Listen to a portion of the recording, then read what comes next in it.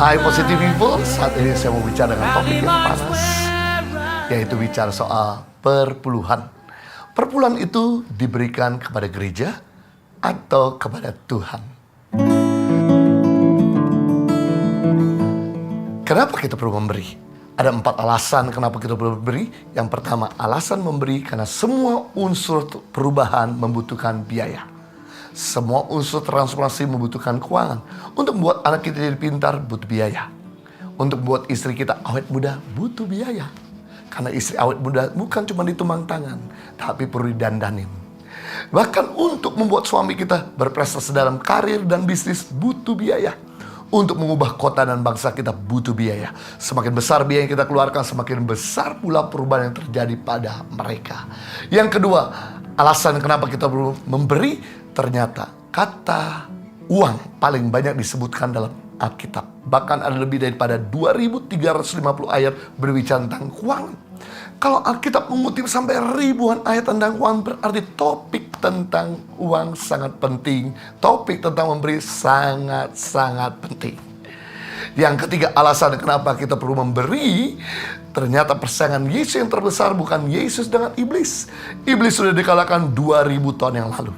Persaingan Yesus yang terbesar bukan Yesus dengan tokoh-tokoh agama. Persaingan Yesus yang terbesar Yesus dengan Mamon. Dalam Matius pasal 6 ayat 24, tidak seorang pun dapat mengabdi kepada 2 tuan. Karena jika demikian, ia akan mengasihi seorang dan membenci yang lain. Ia akan mengindahkan yang lain dan tidak setia kepada yang lain. Dan kamu tidak dapat mengabdi kepada Allah dan kepada Mamon. Menunjukkan bahwa ternyata persaingan Yesus yang terbesar bukan Yesus dengan iblis, tapi justru Yesus dengan Mamon. Yang keempat, alasan kenapa kita memberi, rupanya uang bukan akar segala kejahatan, tapi cita akan uang sumber segala kejahatan. 1 Timotius 6 ayat 10, karena akar segala kejahatan ialah cinta uang. Sumber, cikal bakal, motif segala kejahatan yang kita lihat di televisi, mungkin yang kita buat sumbernya satu, yaitu cinta uang. Dengan memberi akan menyunat hati kita supaya tidak cinta uang.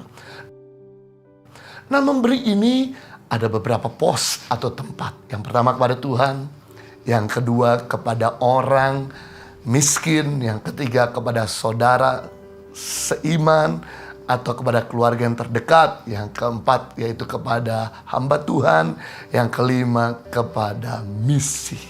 Nah, saat ini kita akan bicara soal topik keuangan kepada Tuhan, yaitu tentang perpuluhan. Sejarah perpuluhan pertama kali ditulis dalam Alkitab di dalam Kejadian pasal 14 ayat 17 dan 24.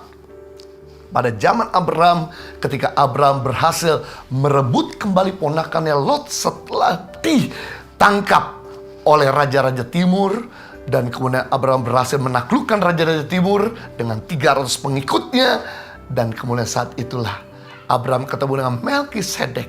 Dan berdasarkan kerinduan Abraham, bukan perintah Tuhan kepada Abraham, dia memberikan perpuluhan kepada Imam Melkisedek. Disitulah pertama kali Alkitab mengutip tentang perpuluhan. Yang kedua, pada waktu Musa sedang berjumpa dengan orang-orang Israel, Musa memberi perintah kepada bangsa Israel dalam Imamat pasal yang ke-27 ayat 30, yaitu berilah perpuluhan.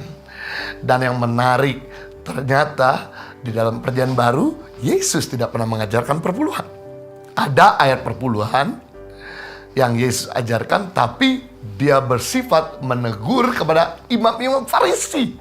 Yang kau beri perpuluhan, tapi soal belas kasihan tidak kau lakukan, soal kesetiaan tidak kau lakukan, soal keadilan dan kesetiaan tidak kau lakukan. Semua menjadi sia-sia. Berarti kita bisa melihat dalam Matius 23 ayat 23, di mana Yesus mengajarkan bukan perpuluhan, persatusan. Jadi intinya bukan perpuluhannya, tapi seluruh hidupmu. Roma pasal 12 ayat 1 sampai 2, persembahkanlah seluruh hidupmu sebagai persembahan yang hidup, kudus dan berkenan kepada Tuhan. Berarti kalau memberi itu jangan nanggung-nanggung 10%, tapi seluruh hidupmu. Mari kita singgung soal perpuluhan. Dalam Perjanjian Lama ditulis satu ayat yang sering kali kita dengar dan sering kali kita selalu diajarkan oleh hamba-hamba Tuhan dalam Maleakhi 3 ayat 10 dan 11. Bawalah seluruh persembahan perpuluhan itu ke dalam rumah perbendaharaan, supaya ada persediaan makanan di rumahku, kunya besar. Dan ujilah aku, firman Tuhan semesta alam, apakah aku tidak membuka bagimu tingkap-tingkap langit dan mencurahkan kepadamu sampai berkelimpahan. Ayat 11, aku akan menghardik bagimu belalang pelahap, supaya jangan dihabisinya pohon anggur, dan supaya jangan pohon anggur di padang tidak berbuah bagimu, firman Tuhan semesta alam. Yang menarik di sini dalam Maleakhi 3 ayat 10 dikatakan bahwa persembahan perpuluhan ke dalam perbenaran rumahku, kunya besar. Rumah Tuhan dalam perjanjian lama yaitu sinagog atau kemah suci atau bait Allah. Karena orang-orang Lewi mereka tidak bekerja, mereka melayani pekerjaan di rumah Tuhan supaya ada persediaan makanan bagi mereka. Tapi dalam perjanjian baru, rumah Tuhan itu mengandung 3 arti. Yang pertama, rumah Tuhan di dalam 1 Korintus 3 ayat 16, yaitu setiap orang yang percaya. Tidak tahukah kamu bahwa tubuhmu adalah bait Allah, di mana roh Allah tinggal di dalam kamu? Menunjukkan setiap orang percaya adalah rumah Tuhan. Yang kedua, rumah Tuhan itu bicara Tuhan Yesus sendiri.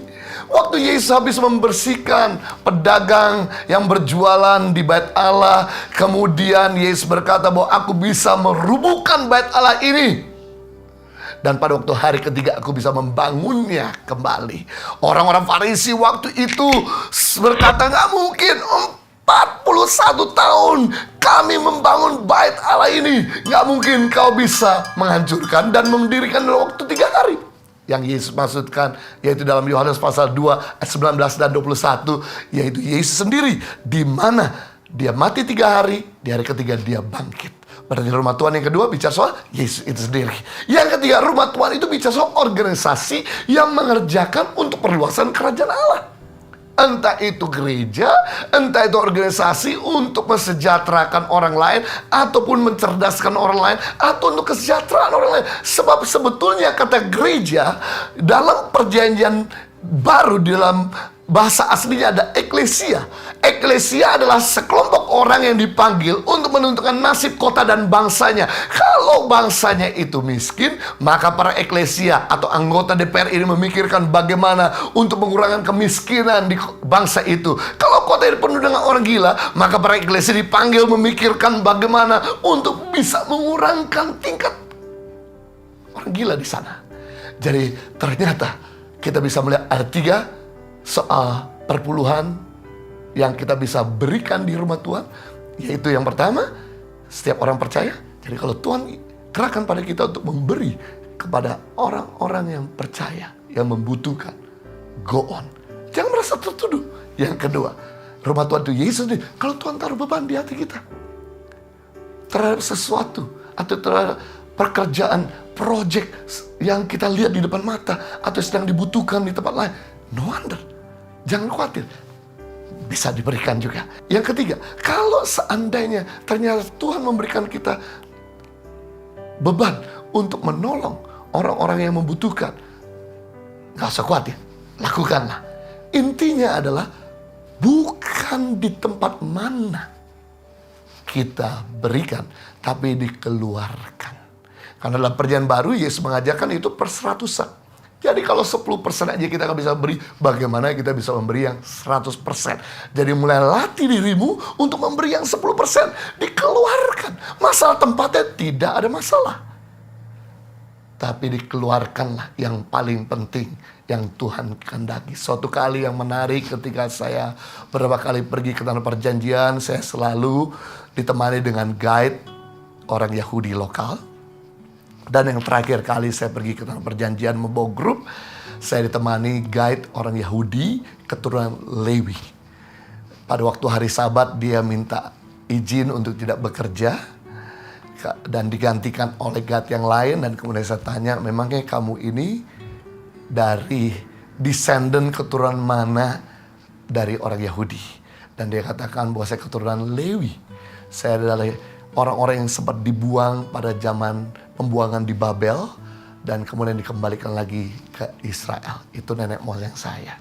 Itu sebabnya saya harus mengambil Sabat kumpul dengan keluarga kami yang adalah orang yang Lewi di hari Sabat.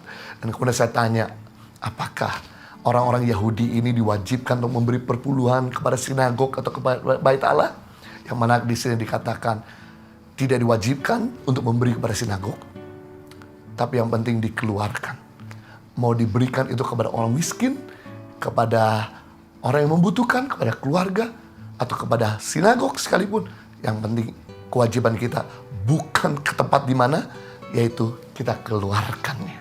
Berarti mengkonfirmasi apa yang saat ini saya sharingkan kepada positive people, untuk kita jangan ragu-ragu, untuk kita memberikan perpuluhan kepada setiap orang percaya, kepada Yesus sendiri, atau kepada organisasi yang membutuhkan untuk perluasan kerajaan Allah dilakukan. Entah itu kepada gereja yang Tuhan tempatkan kita di sana, lakukan dengan bersukacita. Jangan bersungut-sungut, agar semua persembahan yang kita lakukan berkenan di hadapan Tuhan. God bless you.